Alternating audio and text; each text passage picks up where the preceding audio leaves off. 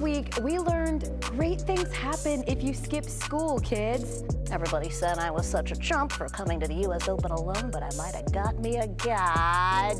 Dang it!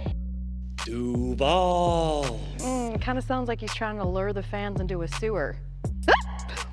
I wouldn't want you to call my ex for a reference. Like, yeah, she's cool, she tends to procrastinate and break people's hearts. It's like winning a rap battle against Kendrick Lamar because he lost his voice. Now that's how you in the segment. That's how you do it. Just like that. Go, Dad. Are you on bath salts? Oh, man. It's the end of an era. A petty one, but an era nonetheless. One last taking the L before I take this L on down the road. So I figured, let's revisit a few more greatest hits from the last 5 years, like the time that an old dog from Everett, Massachusetts went full Yosemite Sam when he hit South Louisiana. Brian Kelly taking the L this week, not for bailing on Notre Dame. It was sort of slimy, but it's a business and he took a promotion. It's fine. He's taking the L because just when you thought he could not be more unlikable, he shows up to an LSU basketball game and does this. It's a great night to be a Tiger. I'm here with my family. However, who am I to judge? Because in the words of the great Southern philosopher Brian Kelly, probably yesterday, stupid is as stupid does. Honestly, the pander was worse than the performance, all of that, and they literally paid this man to go away. No titles, except one, leader of the Duck Dynasty. Quack, quack. And if you think that Brian Kelly's crash out was bad, I raise you Padres fans rapping about the Phillies. I'm gonna be rooting for a team who embodies California cool, the San Diego Padres. Bryce gonna lose and Manny's gonna cruise. That's what's in. I want to say something to the Yeasty Boys, but I want to say it in a way that they would understand. Okay, ready? Boise, Kenosha, and Kalamazoo, while the whole world's laughing, your fam's ashamed of you. That's what's in.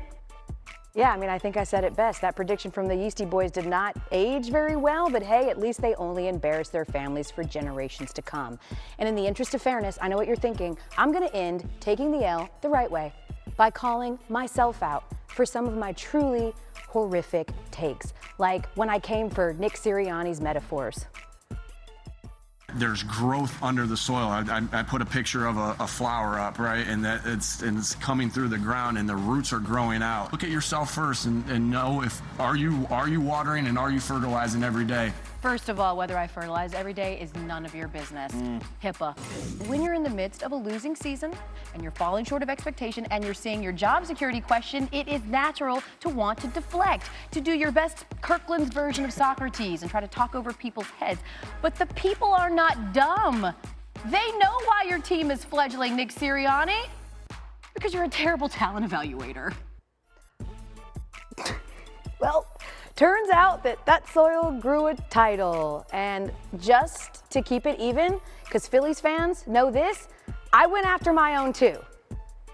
I feel confident, but also incredibly nervous. And I think that you know why I feel nervous. I feel nervous because of what we're going to trot back out under center again. Here we go, Stetson Bennett. Oh my God, what are we doing? This is going to be a nightmare. And did he come through-ish? Yes, he did. We won a national championship. Every dog has its day. Quite literally, that dog had his day back in January, but I don't really want to tempt fate by seeing if he can do it again. Oops, what he did again was win another national championship, and Stetson Bennett is going to go down as one of the greatest Georgia quarterbacks of all time. Whoops! And finally, my most famous bad take of all time when I said confidently, loudly, and with my whole chest that one of the most famous, very real relationships on earth was a stunt. The whole world's been asking this week, is Travis Kelce dating Taylor Swift? Or at least asking themselves why it's all over their timeline.